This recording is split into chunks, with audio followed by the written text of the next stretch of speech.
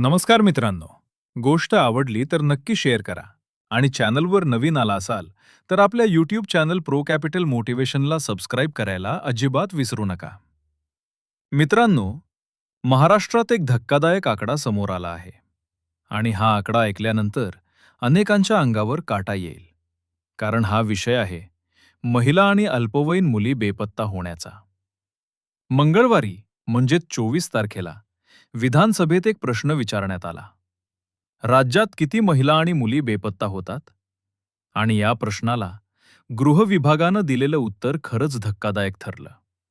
गृह विभागानं दिलेल्या आकडेवारीनुसार 2025 या एका वर्षात महाराष्ट्रात तब्बल 48,278 महिला आणि मुली बेपत्ता झाल्या.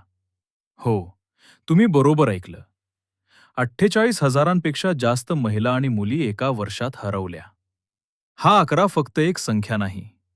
हा समाजासाठी एक मोठा इशारा आहे. या आकड्यांमध्ये काही सकारात्मक बाबही आहे. कारण या 48,278 महिलांपैकी 36,581 महिलांना शोधण्यात पोलिसांना यश आलं आहे. म्हणजेच हजारो महिलांना पुन्हा त्यांच्या कुटुंबाकडे परत आणण्यात पोलिसांना यश मिळालं आहे. पण इथेच एक गंभीर प्रश्न उभा राहतो. मग उरलेल्या महिलांचं काय? कारण अजूनही हजारो महिला आणि मुली आजही बेपत्ता आहेत. हा विषय इतका गंभीर का आहे? कारण महिला आणि मुली बेपत्ता होण्यामागे अनेक कारणं असू शकतात. काही वेळा घरातून पळून जाणं, काही वेळा कौटुंबिक वाद, काही वेळा मानवी तस्करी, तर काही वेळा गुन्हेगारी टोळ्यांचा सहभाग.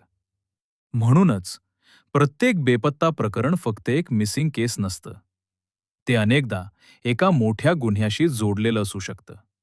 विशेषतः अल्पवयीन मुलींच्या बाबतीत ही समस्या आणखी गंभीर होते.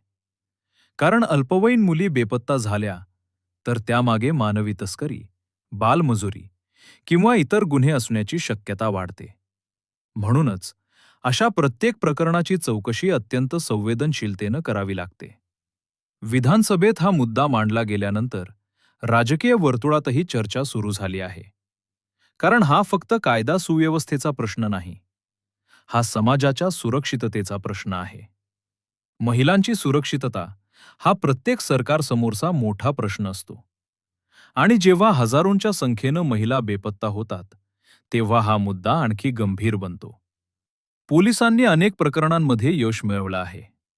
तपास, तंत्रज्ञानाचा वापर, सीसीटीव्ही, मोबाईल ट्रॅकिंग यांच्या मदतीनं अनेक महिलांना शोधून काढण्यात आलं आहे.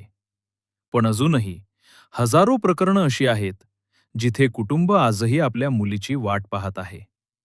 आई वडील आजही आशेनं दरवाजा उघडून पाहतात. कदाचित आज ती परत येईल, कदाचित उद्या फोन येईल. म्हणूनच हा विषय फक्त आकड्यांचा नाही. हा हजारो कुटुंबांच्या वेदनेचा विषय आहे. हा समाजानं गंभीरपणे विचार करण्याचा विषय आहे. महिलांची सुरक्षितता, सुरक्षित सार्वजनिक जागा आणि मजबूत कायदा व्यवस्था ही काळाची गरज बनली आहे. आज तंत्रज्ञान वाढलं आहे. स्मार्ट शहरं तयार होत आहेत. पण त्याचवेळी महिला आणि मुली सुरक्षित आहेत का? हा प्रश्न अजूनही कायम आहे. विधानसभेत समोर आलेली ही आकडेवारी आपल्याला एकच संदेश देते. समस्या मोठी आहे आणि तिच्यावर गंभीरपणे काम करण्याची गरज आहे. सरकार, पोलीस यंत्रणा आणि समाज या तिन्हींची जबाबदारी आहे की प्रत्येक महिला सुरक्षित असावी. कारण प्रत्येक बेपत्ता मुलगी फक्त एक केस नंबर नसते. ती कोणाची तरी मुलगी असते, कोणाची तरी बहीण असते आणि कोणाच्या तरी आयुष्याचा आधार असते. मित्रांनो, या आकड्यांबद्दल तुमचं मत काय आहे? महिला आणि मुलींची सुरक्षितता वाढवण्यासाठी काय केलं पाहिजे? तुमचं मत नक्की कमेंटमध्ये सांगा. धन्यवाद.